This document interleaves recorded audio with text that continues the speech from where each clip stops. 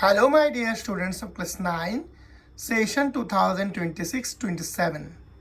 এই 2026-27 সেশনে ক্লাস 9-এর যে প্রিভিয়াস সিলেবাসটা ছিল এটা চেঞ্জ হয়ে গেছে।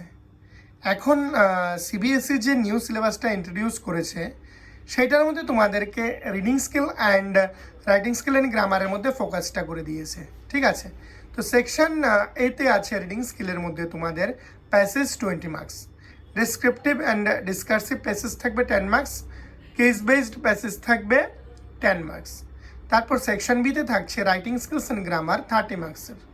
গ্রামার থেকে যে টপিকগুলো দেওয়া হয়েছে এগুলো হলো তোমার tense, modal auxiliaries, reported speech, conditional clauses, subject verb concord, ডিটারমাইনার্স।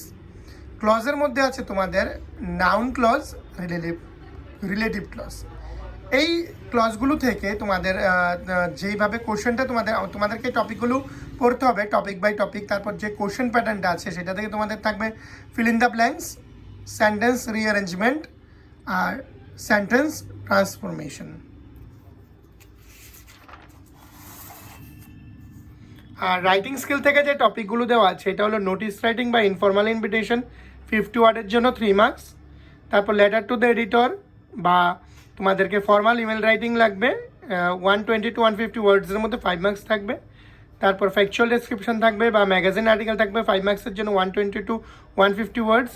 তারপর থাকছে রাইটিং ডেসক্রিপটিভ বা ন্যারেটিভ এসে 7 মার্কসের জন্য 200 to 250 ওয়ার্ডসের মধ্যে লাগবে। আর তোমার যে কোশ্চেন প্যাটার্ন এটা এক্সট্রাক্ট থাকবে 5 into 3 15 মার্কস, অ্যাসে থাকবে 2 into 5 10 মার্কস, আর শর্ট অ্যান্সার টাইপ কোশ্চেন্স থাকবে 30 to 40 ওয়ার্ডসের মধ্যে লিখতে লাগবে। তারপর তোমার থাকছে long answer type questions 5 into 1 5 marks, এটা তোমার 120 to 150 ওয়ার্ডসের মধ্যে লিখতে লাগবে। এটা হলো ক্লাস 9-এর নতুন সিলেবাস। তোমরা সবাই সিলেবাসটাকে ফলো করো এবং পড়তে থাকো।